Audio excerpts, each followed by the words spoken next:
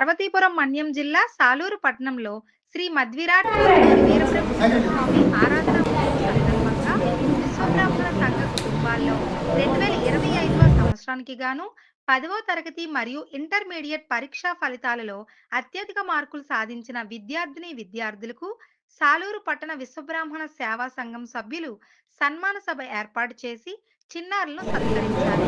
ఈ కార్యక్రమానికి ముఖ్య అతిథులుగా సీనియర్ టీడీపీ నేత ఆర్పి బొంజుదేవ్ గారు మరియు సాలూరు పట్టణ సిఐబి అప్పలనాయుడు గారు ముఖ్య అతిథులుగా పాల్గొన్నారు.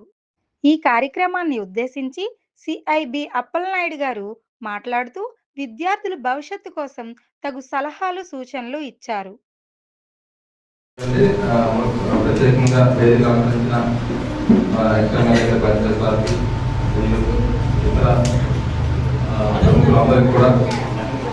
ఈ ప్రత్యేకంగా ఈ కార్యక్రమం ఏర్పాటు చేయడం అనేది మన విద్యార్థులకి చాలా ప్రోత్సాహకరం. ఎందుకంటే వాళ్ళకి ప్రోత్సహిస్తేనే వాళ్ళు ఇంకా విజయాలు సాధించే అవకాశం ఉంటుంది. మన తల్లిదండ్రులు ప్రోత్సహిస్తున్నారు, మనం కులపోలు ప్రోత్సహిస్తున్నారు, అదేవిధంగా ప్రముఖులు ప్రోత్సహిస్తున్నారు. వాళ్ళు ఇంకా ఉన్నత స్థాయికి ఎదిగే అవకాశం ఉంటుంది. కాబట్టి ఇలాంటి కార్యక్రమాలు ఏర్పాటు చేయడం అరుదు. అందులో ప్రత్యేకంగా ఇలాంటి కార్యక్రమం ఏర్పాటు చేయడం నేను మొదటిగా చూస్తున్నాను. ఇలా సత్కరించడం అనేది నేను చూడటం అంటే నా ఫస్ట్ టైము. ఎందుకంటే చెప్తున్నాను, నేను కూడా విద్యాస్థాయిలో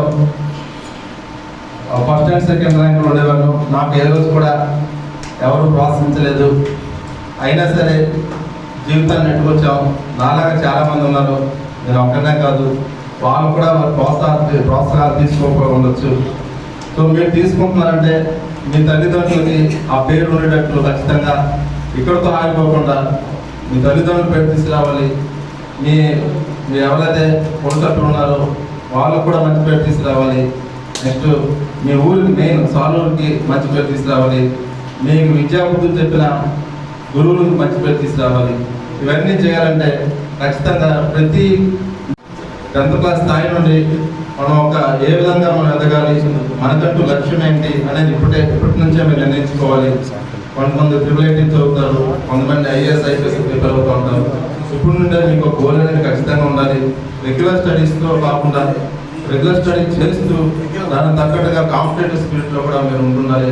ప్రజెంట్ ఎలా ఉందంటే విద్యా వ్యవస్థ, మనం డబ్బుతో కొనుక్కోవాల్సిన పరిస్థితితో పాటుగా మనం దాన్ని ఏ విధంగా వాడాలి అనేది కూడా మెలకువలు తెలుసుకోవాలి.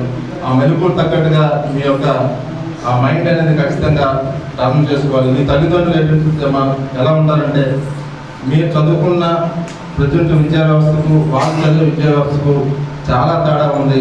వాళ్ళు మీకు వెనుక నుంచి చెప్పగలరు తప్ప మీ యొక్క సబ్జెక్ట్ ఏంటి, మీరు ఏం చూస్తున్నారు, ఫోన్లో ఏం చూస్తున్నారు, ఏది బుక్లో ఏం చదువుతున్నారు అని వాళ్ళకి నాలెడ్జ్ ఉండదు. ఈవెన్ నాకు కూడా ఉండదు.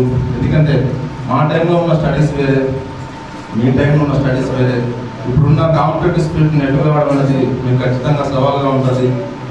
దానికి తగ్గట్టుగా మీ స్కూల్లో ఫస్ట్ ప్లేస్ తీసుకురావడం, అదేవిధంగా దానికి తగ్గట్టుగా మీ భవిష్యత్తును కుటుంబంగా తీసుకోవడం అనేది మీ చేతుల్లో ఉంది.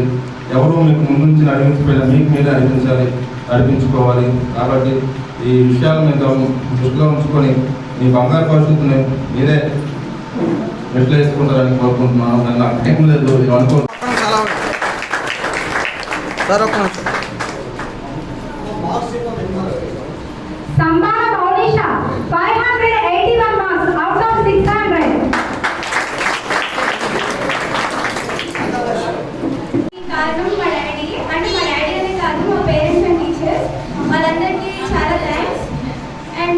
నేనైతే చాలా థ్యాంక్స్ఫుల్గా ఫీల్ అవుతున్నాను. ఇక్కడ ఎవరైతే ఇదంతా ఏర్పాటు చేశారో, మమ్మల్ని ఇంకా ప్రోత్సహించడానికి ఎవరైతే హెల్ప్ చేశారో